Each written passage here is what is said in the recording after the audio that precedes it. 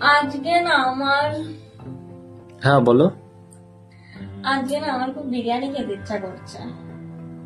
অমৃতা কি রান্না করছো? হাতে ডিম। ও আরে আমি তো মুড়ি চালাতে দিয়ে খাই না, তার জন্য মনে করলাম আলু পেঁয়াজটা ভাজবো, সাথে দেখলাম তুমি একটা ডিম নিয়ে আসে, ওই ডিমটাও ভেজে নিচ্ছি, মুড়ি দিয়ে খাবো। আমার খুব ভালো লাগে।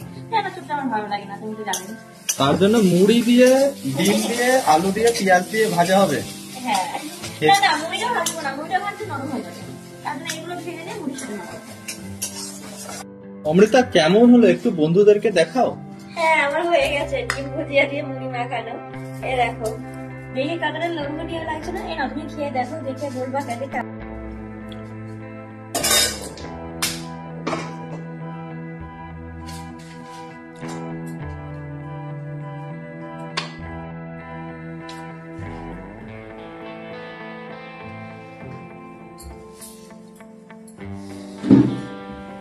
বিরিয়ানিটা ভালোই খাচ্ছি। আজকে রাতে রান্না করা থেকে আমার ছুটি। আর কে রান্না করছে তোমরা দেখতে চাও? ওই দেখো কে রান্না করছে। কি আজকে রান্না করবে তো? আচ্ছা আচ্ছা, তাহলে আমি কিন্তু কোনো কিছু জোগাড় করে দেবো না। ঠিক আছে তাহলে করো তুমি। Tata, bye bye. বাই। এসেছি। ওই দেখো আমার বর এখন শাড়ি ঠিক করে দিচ্ছে। তো আজকে অনেকটা রোদ কমে গিয়েছে, তাই না বলো? তার কারণে যে বোনের বাড়িতে গেছিলাম, আসতে একটু লেট হয়ে গেছে, তার জন্য আমাদের এই দেখো আমার উপরে রাগ করে নিজে নিজেই রেডি হচ্ছে। আয়নাটা পারি না নাকি? বাবা একটু করে বললাম বলে একবারে খেতে। তোকে আমি তখনই বললাম যে একবারে রেডি হয়ে ওপরে আয়।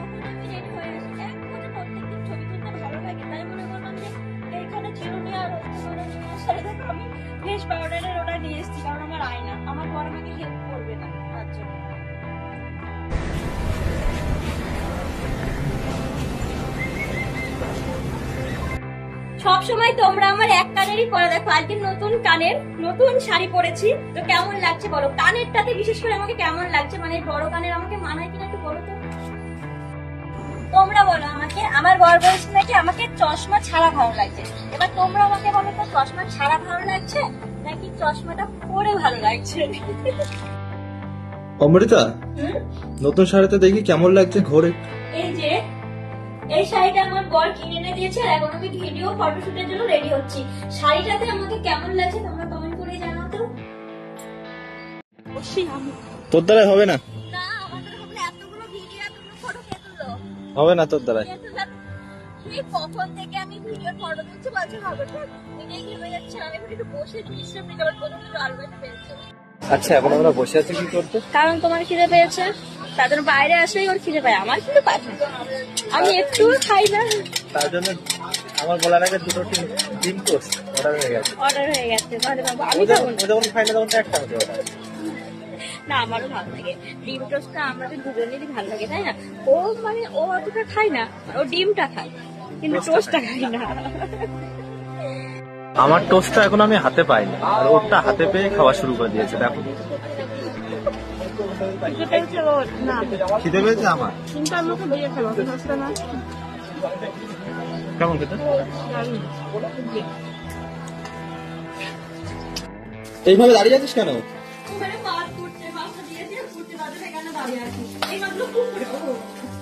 তোমরা দেখো এখানে এখানে মাছ ভাজছে আর ও দাঁড়িয়ে আছে কোথায়?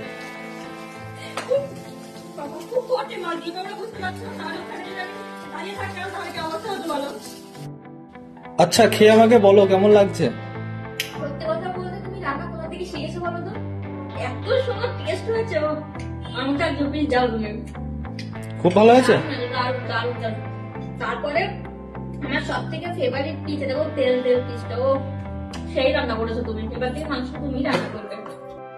অমৃতা কি রান্না করছিস তুই? আজ একটু মসুরি ডাল রান্না করছি পেঁয়াজ দিয়ে আর রসুন দিয়ে। দেখলাম লবণটা দিয়েছি কিনা, আমার আবার মনে থাকে না লবণ দিতে, তার জন্য। আমার ফেভারিট। তোমার ফেভারিট কিন্তু আমি পছন্দ করি না, কিন্তু এই মধ্যে মাংস খেতে খেতে আর ভালো লাগছে না, তার জন্য আর মসুরি ডাল করলাম। আর এখানে একটু আলু কেটে রেখেছি। শীতের চাদর জড়িয়ে কুয়াশার মাঝে দাঁড়িয়ে হাত দুটো তাও বাড়িয়ে, যদি শীতের শীতল স্পর্শে শিহরিত হয় মন, তবে বুঝে নিও আমি আছি তোমার পাশে সারাক্ষণ। বাবাই। আজকে আমরা দুজনে বেরিয়েছিলাম একটু রানাঘাট যাওয়ার জন্য, আর রানাঘাট থেকে আমরা নামা মাত্রই এই দৃশ্যটা চোখে পড়লো। দেখো ট্রেন আসছে, তবুও তাদের কোনো মানে জ্ঞানই নেই যে ট্রেনটা আসছে। তো এখন আমার একটাই প্রশ্ন যে আরপিএফ যে টিটিগুলো থাকে তারা কোথায় গিয়েছে? একটা কথা তোমরা বলো তো, জীবন আগে না ট্রেন আগে? যে ট্রেনটা ঢুকছে তবুও ওনাদের কোনো জ্ঞানই নেই যে ট্রেন আসছে। ও কি কাদা। আর এখন যাচ্ছি আমি দিদির বাড়িতে, মানে আমাদের পাশেই দিদিদের বাড়ি। তো এখন যাচ্ছি দিদিদের বাড়িতে। আর আমাদের বাড়ির সামনে কি জমেছে দেখো, কি অবস্থা, কি করে যাবো? বাহ, কাদা রে মা, রাস্তাটা দেখো।